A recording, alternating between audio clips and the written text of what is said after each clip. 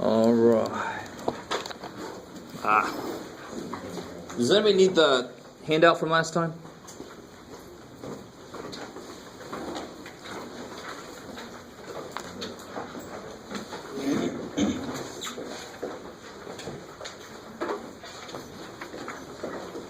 So good. Anybody else need that? So last time we went over this side of it. Just today we're going to go this side. It's crazy how it works. So today we're going to talk a little bit more about, I'm going to remind you guys that probabilities are related to area. And we're going to use a bunch of work other people did to help us answer some questions, the ones on the back of this page, for example. Any questions from homework?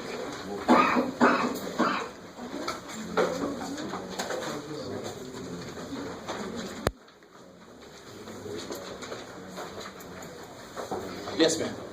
Number 93, page 271.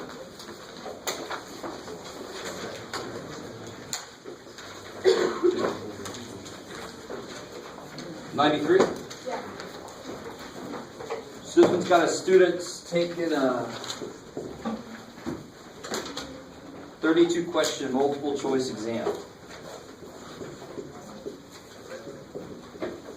So there's 32 questions. Each question has 3 possible choices for the answer, right? 32 questions, 3 choices, A, B, C.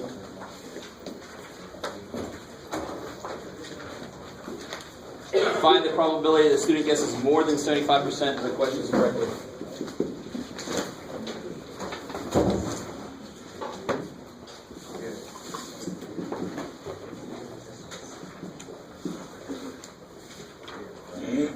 Where'd he go? All right, good. So, somehow we have to take away from what the situation they've given me, they have to take away the important things. So we have to go in knowing what the important things are, right? What kind of probability is this? What kind of distribution would this be? Each question, what can happen?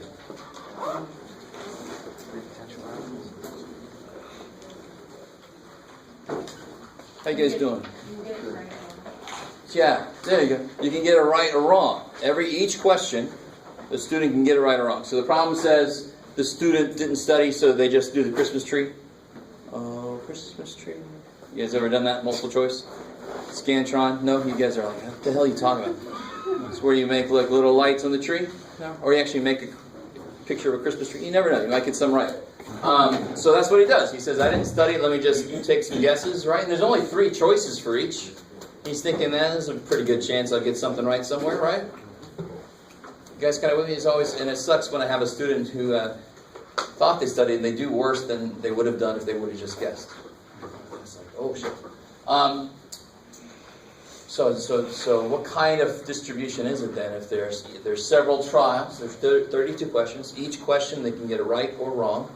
Binomial. Binomial, totally. There's 2 outcomes for every trial. There's a certain set number of trials. So what do I need to know to be able to use the binomial probability? What are the important parts? What are the variables associated with this? Say again? The outcomes? The fact that there's 2 of them is important. But what about them? Probability. Probabilities. Good. So we have the probability of success, the probability of failure, and then the big dude N, always in the background. So N's easy. What's N? 32. 32. What's this? What's the probability of success? 1 out of 3. Not 75. That's the question. What's the probability he gets 75% or more right? What are the chances on each question that he has to be right? 33%?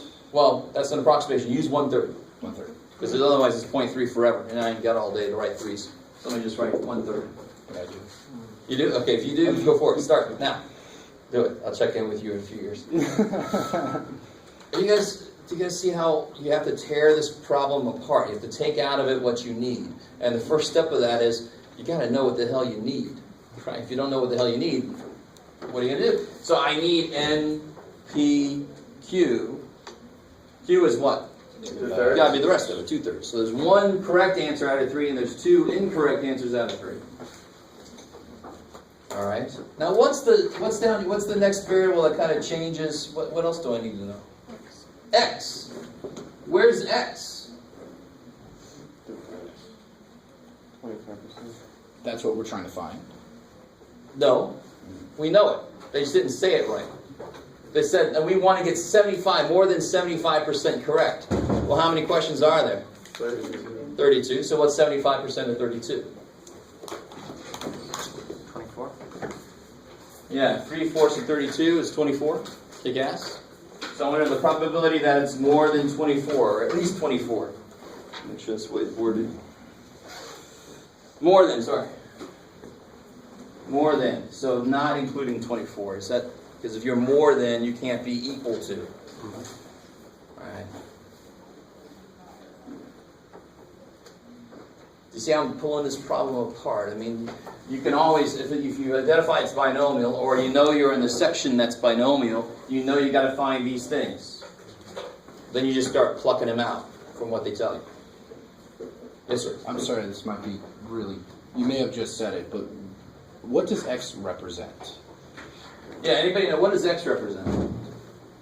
Number of successes. Number of successes. Kick ass. Because that's our variable. Right? Okay. If I had several people, if everybody in here just guessed on a multiple choice test, it wouldn't be me teaching because I don't give multiple choice. You don't want me to. Oh my God. But if everybody guessed, then you could get 3 right, you could get 2 right. See, that's the variable. The number of things I get right, the number of successes I have, that's the variable. But the number of successes that we're looking for Good. is X. So the question will always be related to specific values of the variable. The variable can be anywhere from 0 to 32.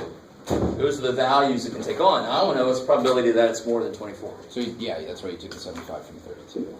Yeah, because the question is, I get more than 75%, which I can translate into meaning I get more than 24 questions right. Yes, sir. How come we don't take 75% out of the 3 choices that we take? Do it again. How come we don't take 75% out of the 3 choices we take? Because it wants, the question says let's probably get more than 75% of the questions right.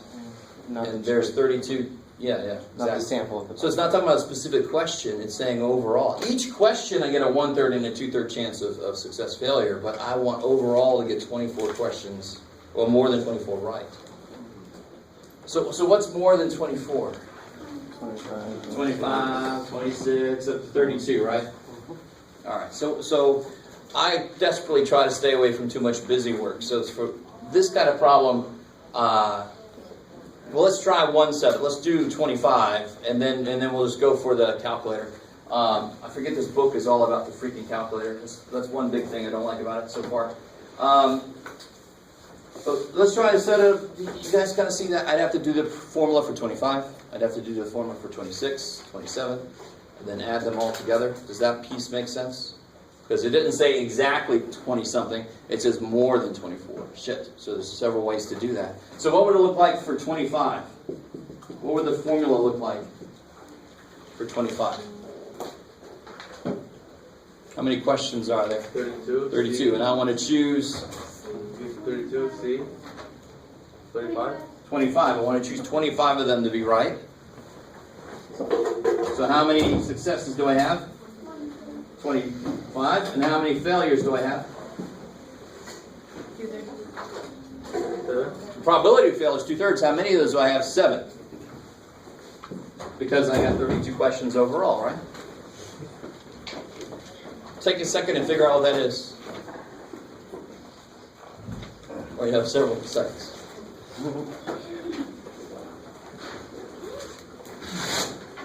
You're going to want a calculator for today, so if you don't have one, you might want to borrow one. And please give them back to me. Over the years, a couple have walked away. They don't know about it yet, so I don't have to pay for it. Don't do that to me, please.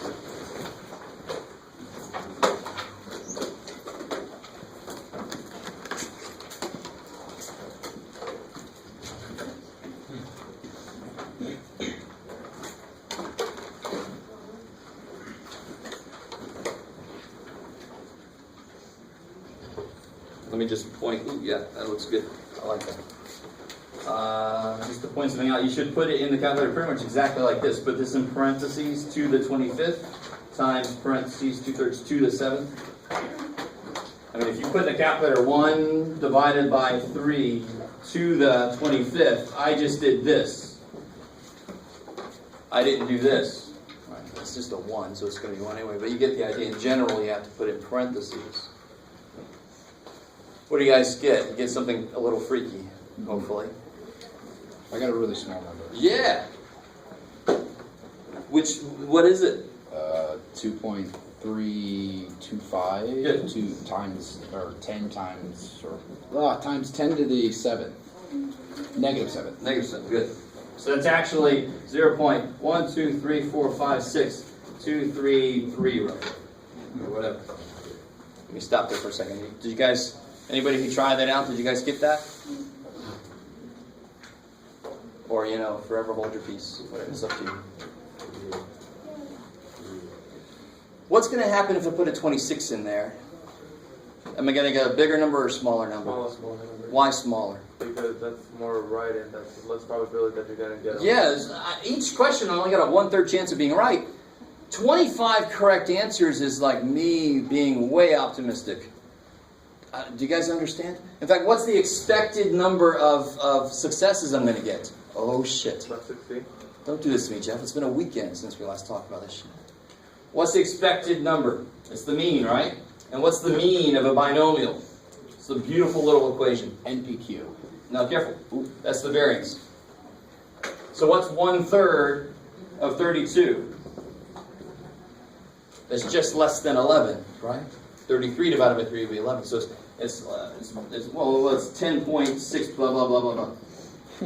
So you would expect, on average, to get less than 11 questions right. And he's wanting to get more than 24 right. So it totally makes sense that number is small. And as I go to 26, 27, it's only going to get smaller. So this is why actually I kind of like this now. Once you do that one probability, you can stop and say it's basically 0.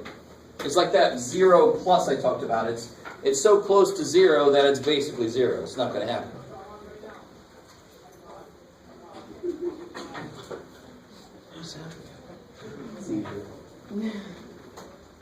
You guys, does that make sense? I mean, there's a few things in that problem. This is going to be, for every problem, this is going to happen.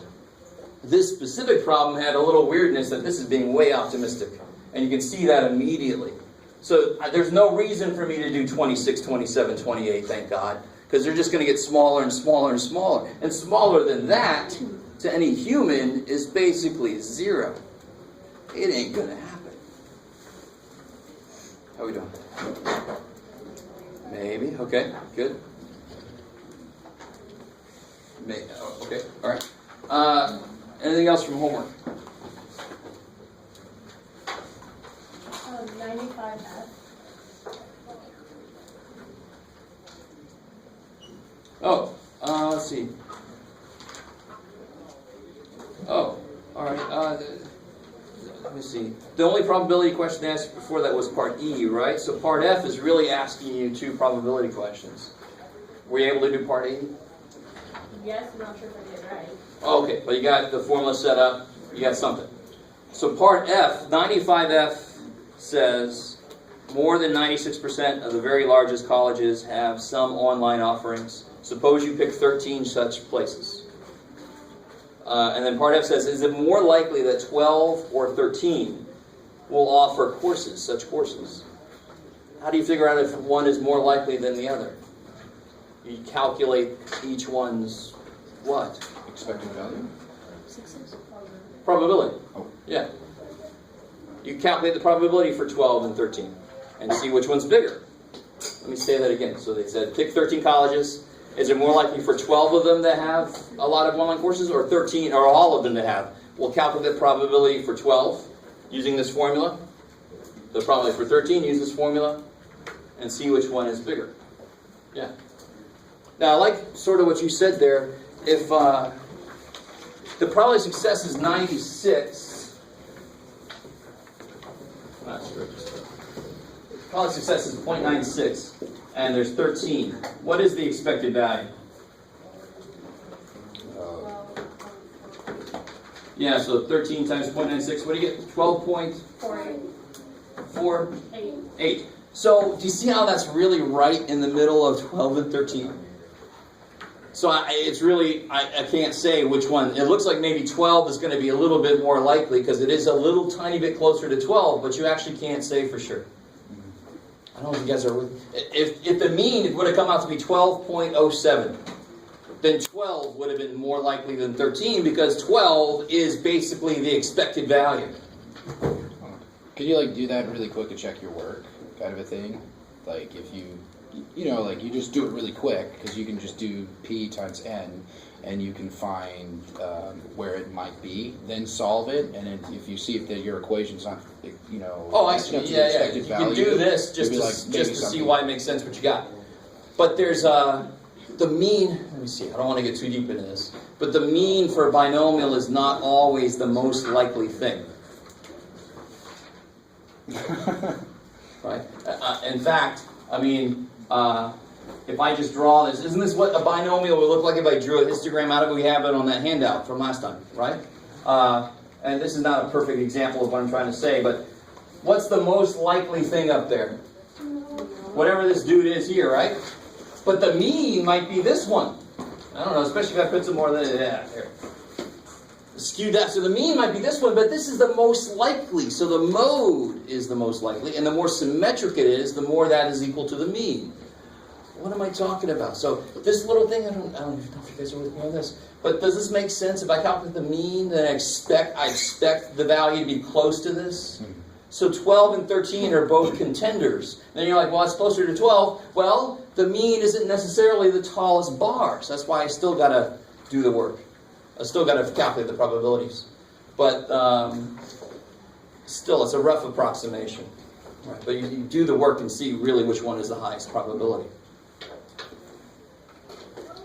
Yeah, I'm gonna go. Do it.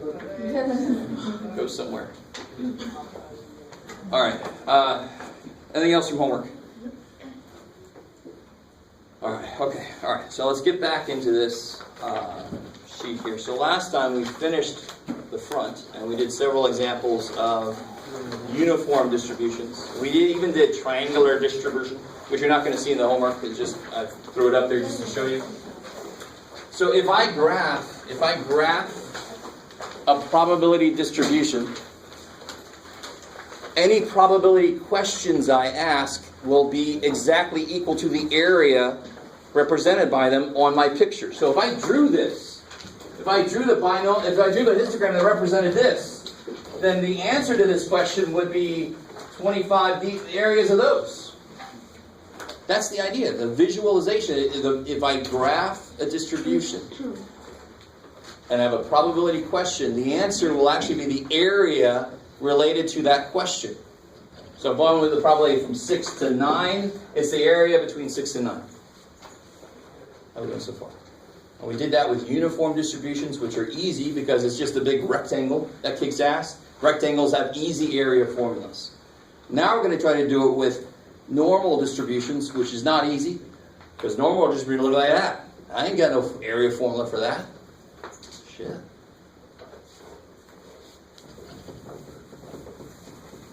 And I can't remember if this book shows you this. Let's see if I can remember it myself.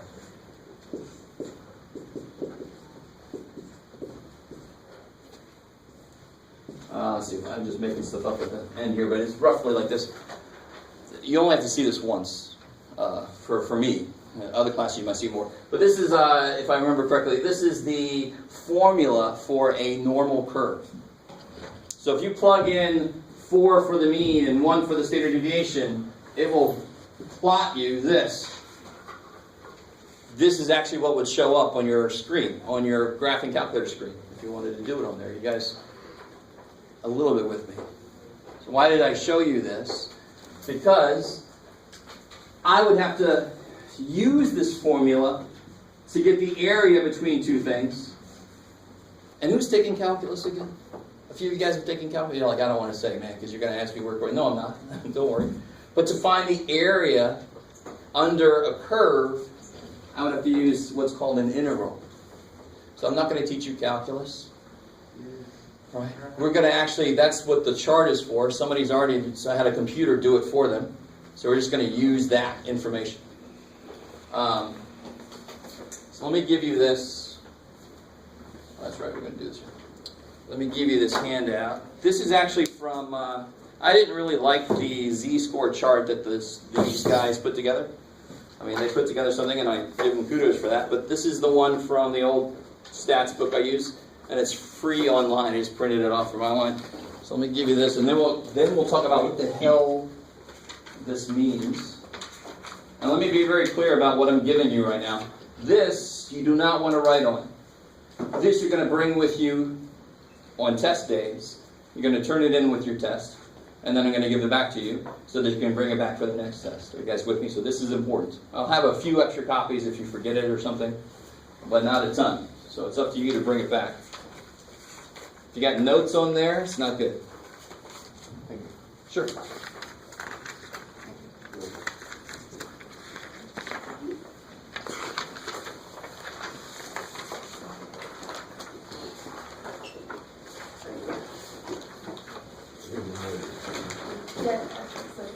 Oh yeah, give me 1 second, guys. I'll get it to you.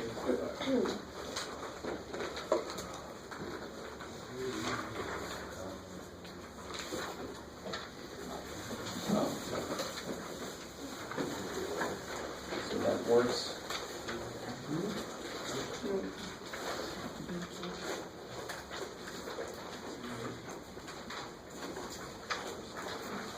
We need Kaylee?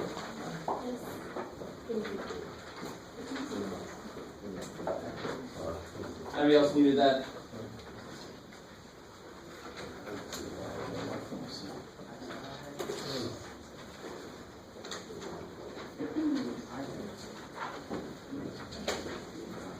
Right, this is mine. All right.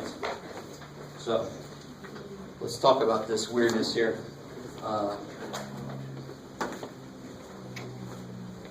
And this is where I want to say, if you've taken stats before, you could have probably said this kind of thing earlier this semester. But please, dear God, never let this escape your mouth. Never say, "Well, my last teacher let us do this on a calculator." Don't ever say that to me. Right? Do what I say. There's a reason I make you do certain things, so that it actually has more meaning to you. You have a little more connection to it. If it's all in the black box, it's all in the black box. I got no connection to it. There's a number. Let me put the number down. So there is actually a reason why I still use tables. Right? And I'm probably old school and probably the last person to ever use log tables. You know, calculators do that nowadays. But oh well, too bad for me. If you don't like it, too bad for you. So let me explain how to read this thing. Then we'll do a few problems, and then I'll go ahead and show you on the calculator how to do it so you'll be able to check your work, but you need to be able to do it off of the table. All right. So let's do a few things here. Let's recapture some stuff that we already know. In fact, remind me real quick before we get into this too deep. Remind me, what does the empirical rule say about, let's do within one standard deviation. What's the empirical rule say? The empirical rule says, ooh. How much? Which one? 68. Good. So there'll be, it's actually like 68. Well, we'll figure out exactly what it is. That is, but it's exactly 68 point something %. Better than Chebyshev, but poor Chebyshev had to do it for every freaking possible distribution. This is for a normal distribution, so there's a lot of requirements. Right? Maybe. So let's recapture that number using the chart. So what this chart does is if I look up the z-score of 1, it'll tell me the area below 1. So what do you get? And so how do I read it? If I want 1, it's 1.0, 0, that's 1. If I want 1.02, I would go 1.02. You guys see how that fundamentally works there? The top is the second decimal place. So if you wanted 2.17, 2.1, which one is it going to be? Just 7. That's 2.17. So that would be the area below a z-score of 2.17. So what area is below a z-score of 1? You guys have the chart in front of you too. You don't have to look up here. 0.8413. Yeah. The area below 1 is 0.8413, and the top of the chart reminds you what the hell it's trying to tell you. So it's a very single-minded chart. So this is 0.8413. Is that my question? Is that what I want? That's too much, right? So how do I get between these two? Take 1 and negative 1. Look up negative 1, see what it is. Well, how about negative 1? Well, that's going to be on the other side. 0.1587. In negative 1.00, 0.1587, kick ass. And then subtract the 2. Yeah, why does it make physical sense? I'm going to subtract those two. This is too much. How much too much? This much too much. So take that much off of there, and you'll be left with the right answer. How many times can I say the word much? But you guys are maybe with me here. Does that make physical sense? Yes. So again, this is why I spent a little bit more time trying to get through to you that the area is the probability if I graph a distribution. These are areas that somebody else calculated because I've got a curvy thing. That takes calculus to figure out the area. All right, we'll let the calculus people take care of that. All right, we outsource that. There it is. There's their work. So what is 0.8413 minus 0.1587?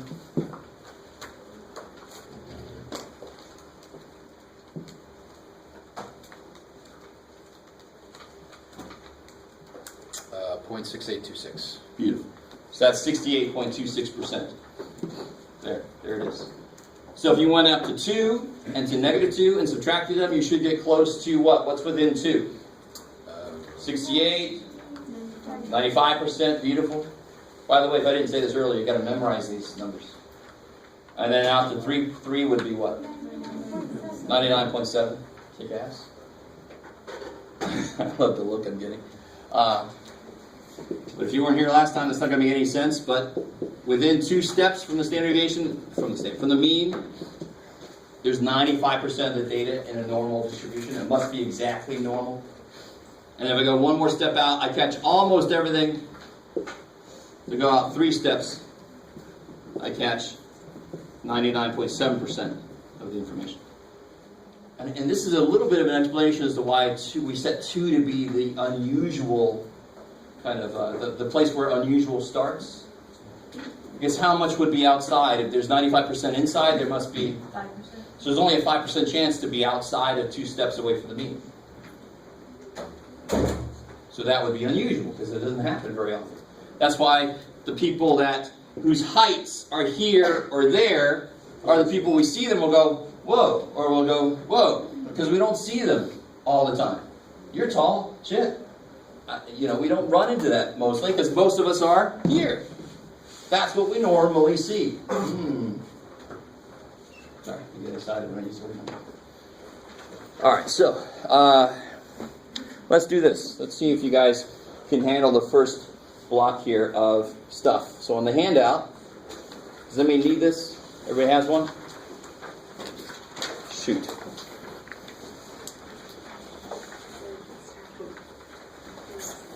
Everybody's got one now, right? Except for me.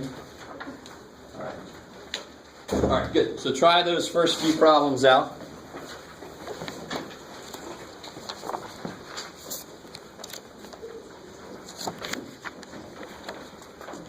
Oh, yay, look at that.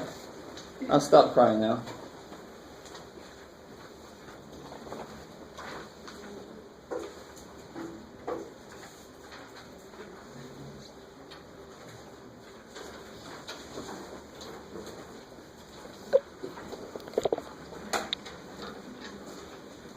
So just try out those first 3 problems.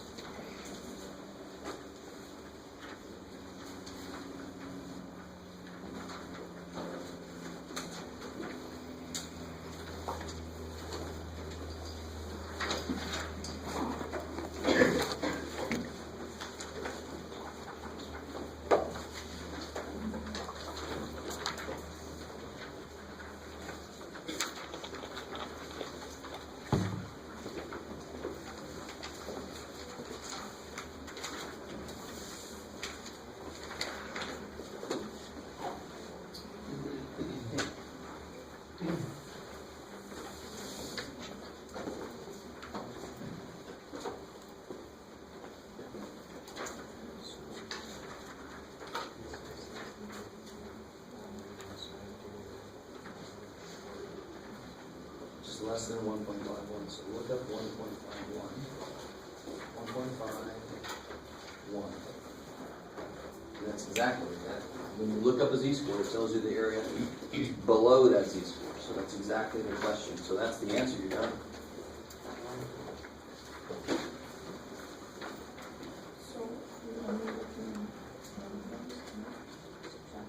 Yeah, this is only below 1.51. This is going to be the one between two.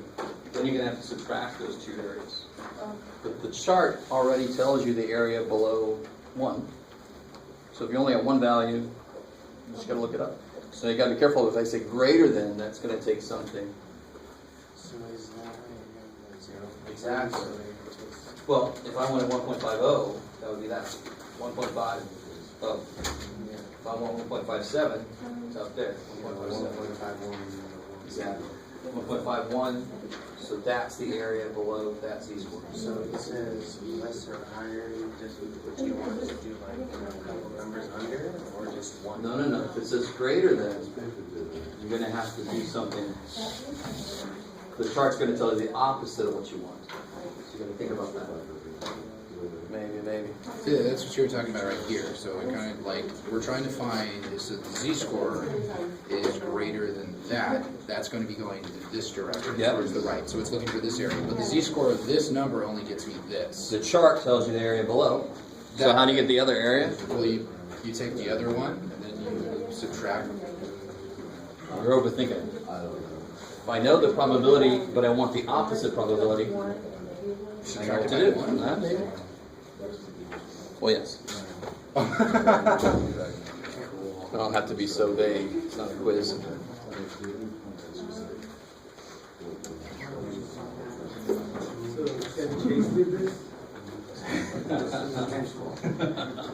No, Chevy Chase, he retired and got chubby. So he's chubby dude, yeah. Chubby and white-haired and apparently grumpy. Community.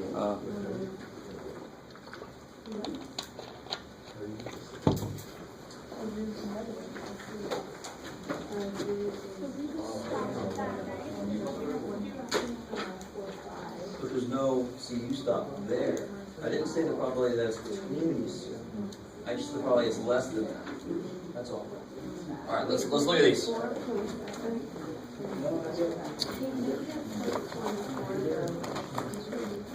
I think parts of your brain cannot trust that the first one is as easy as it is. If the question is what's probably it's less than something, I'm going to be done the minute I see it on the chart. I mean, because what's the chart tell you? The probability that it's less than something. That's what it tells you. I'm only going to have more work if the question is greater than, or the question is between two things. All right? Like between two firms. So once you've got that. Yes? So like for number B, or letter B, I guess would be, if Z is bigger than 0.44, negative 0.44, do you look up negative 0.45 or negative No. 0.44? Yes. All right, here we go. And this is because, let me see if you guys remember, what's the probability that Z equals anything? 0. 0. Because there's 0 area for that, right? That's where I talked about the weird iota shit. But basically it's 0 for humans, right? Every time I say that, I feel like I'm telling him an alien. So, trust me on this. The people that draw the picture will make fewer mistakes. So it's up to you. So what's right in the middle? 0. And that's the other thing. I'm glad I did that because I almost forgot. For some reason, people just kind of throw this number anywhere. And that's not good. Where should 1.51 be? Above 0. Up here. It's positive. It's above 0. So you really want to put them in the right place or else your answer is not going to really make sense. So the area below this should be a decent sized area, right? If I put it down here, I'm like expecting really small value, but I expect a decent sized value from this. There's a lot of areas, more than 50% at least. Let me stop it there. So the chart is built to answer that question. So if I look up get out negative, Jeff. 1.51. That is the answer. Done. Because the chart tells me the area below the z-score that I look up. So if I look up the z-score of 1.51, there it is. That's the area below it. So 0.9345 is the area below that. So if on a test, my test score, I calculate the z-score and I get a 1.51 z-score, and it's normally distributed, how many people did I do better than? Or what percentage did I do better than? 93.45%. Holy shit. You guys, maybe? Okay. So this one, there's two ways to do this. Let me show you the longer way, and then I'll tell you the shortcut, because the shortcut takes a little bit of understanding. Where's negative 0.44 go?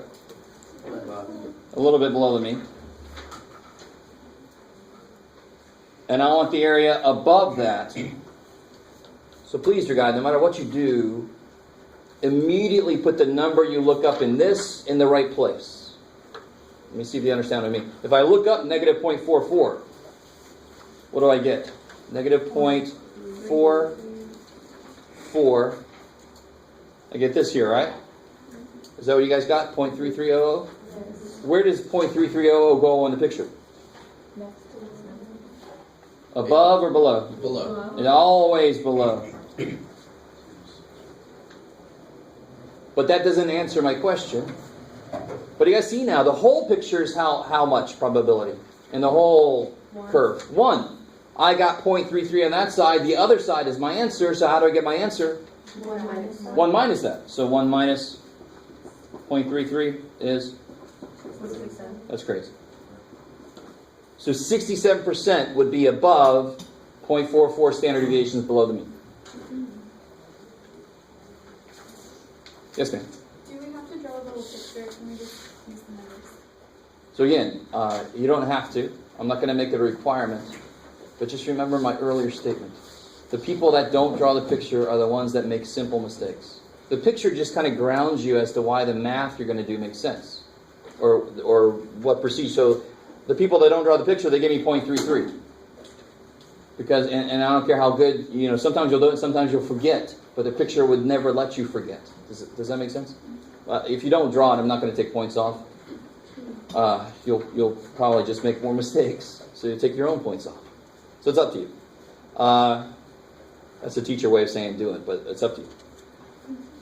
So this guy, I want the probability it's between negative 3.21 and 1.98. Yes, ma'am? For number 2, is it a coincidence that... Oh, I'm sorry. I meant to show you the shortcut. Yeah. All right, so here's one way to do that. Let me see if this makes sense. I don't have any real paper. Shoot. That piece of paper, Jeff. You got it. Is there room on that paper? There it is. All right, good. All right, so if I got negative 0.44, like that, and what's true about the normal curve? It's symmetric. Symmetric. That's fine. I know what you meant because you had the visual going too. I'm with you. So, pay no attention to how I drew it. It's symmetric. So, if the area above negative 0.4 and the area below positive 0.44 should be equal. So, a shortcut, it's not really that big of a shortcut, so it doesn't even matter. If you look up 0.44 on the z-score chart, what do you get? 0.67, the answer that we got the other way, right? So you can use symmetry as a shortcut. If you understand it, do it. If you're not quite sure about it, never do it. Right? It's like using your blinkers on the highway. You left it going. Just never use them. Just don't. I'd rather you did, but just don't use them if you're going to forget. All right, sorry. That was my old man moment of the day. So how do I get this area? You subtract the 1.91 z-score, and then you subtract the 3. And how do you mean? What do you mean exactly? What would my next step be right now? The z-scores. Find the... No, those are the z-scores. I know the z-scores. Find the areas. Good. And I'm being picky because We don't know this yet, but z-scores look like areas. 0.44, that's a z-score, right? But it looks like 44%. Looks like it could be an area. Oh shit. So you got to be really certain about, do I have a z-score that I'm working with, or do I have an area that I'm working with? Because it's totally opposite what I do, depending on what I got. So I want to be real careful about how I say things. Plus, never ever subtract z-scores themselves. And I'm pretty sure you didn't mean that. Z-scores, what do z-scores tell me? Where it lines up on the graph. True, but more generally. Margin from the standard deviation. No, it's not a distance from a standard deviation. How many standard deviations?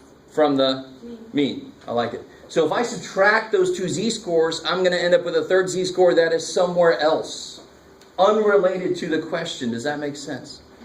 So don't ever subtract z-scores. Look their areas up, and that makes more physical sense. The area below 1.98 is too much. Subtract the area below negative 3.21, and you'll get exactly in between those two, that area. So only ever subtract areas. So that's 1.98 away from the standard deviation. Good. So that's almost 2 steps up from the mean. Almost 2 standard deviations up from the mean, and that's more than 3 standard deviations down from the mean. So my answer should be pretty big. Within 2 steps, there's 95%, and on that side, I'm going like more than 3 steps. So I should have 99% or something like that, maybe. So let's see what happens. When I look up 1.98, 1.98, I get 0.9761. Mm-hmm. Cool. So that's below this. And then below negative 3.21, 0007. I like it. That's the extra precise James Bond. Sorry. 007. It's a better joke when you realize I just now made it, but it's still a bad joke. I'm sorry. So what's the area between? Yeah, 0.9761 minus 0.0007 is 0.9754. Kick ass. Kick ass. How we doing? Yes. So that's representing 97% of this population or this sample lies between this above the mean. Exactly. So before we do the next part, let me do some specific examples with height. Just because we were talking about the door last time, I don't know if you remember. I was looking to see if this room had a meter stick, but I don't think so. I'll get over it.